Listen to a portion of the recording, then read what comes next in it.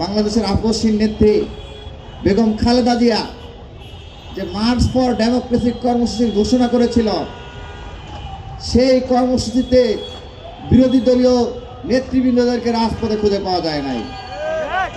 কথা ছিল শহীদ মনসুর যেখানে শাহাদাত বরণ করেছিলেন মালিবাগের, সেখানে যুবদল, ছাত্রদল, বিএনপি এবং অন্যান্য রাজনৈতিক দলগুলোর সাথে একসাথে মিলে মিছিল করার কথা ছিল, কিন্তু সেখানে বিএনপি বা ছাত্রদল, যুবদলের কারো উপস্থিতি সেদিন লক্ষ্য করা যায় নাই।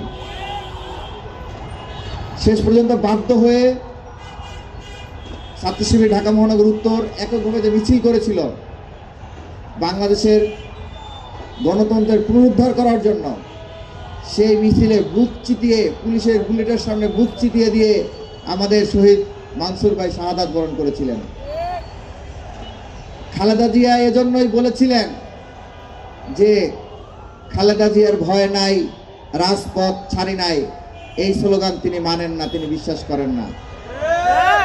কারণ তিনি দেখেছেন, তিনি যতবারই নেতৃবৃন্দদেরকে ডেকেছেন, তার ডাকে তার দলের নেতাকর্মীরাই সাড়া দেয় নাই। মির্জা আব্বাসের উক্তি, তিনি তখন ঢাকা মহানগর বিএনপির আহ্বায়ক ছিলেন, তার সংবাদপত্রে তার সরাসরি কোটেশন পাবেন, কোড আনকোড।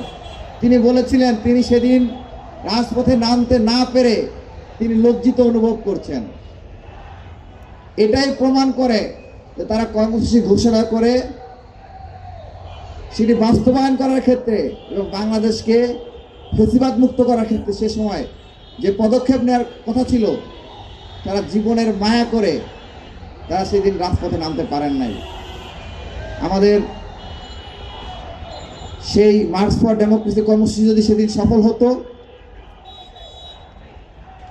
বেগম খালেদা জিয়ার আহ্বানে সকল রাজনৈতিক নেতৃবৃন্দ যদি, নেতাকর্মীরা যদি সেদিন রাজপথে ঝাঁপিয়ে পড়তো, জীবনের মায়া ত্যাগ করে, মির্জা আব্বাস সাহেবেরা জীবনের মায়া ত্যাগ করে যদি শহীদ মনসুরের মতো শহীদ হওয়ার বাসনা নিয়ে রাজপথে নামতেন, তাহলে সেদিনই হাসিনাকে বাংলাদেশ থেকে পালিয়ে যেতে বাধ্য হতে হতো।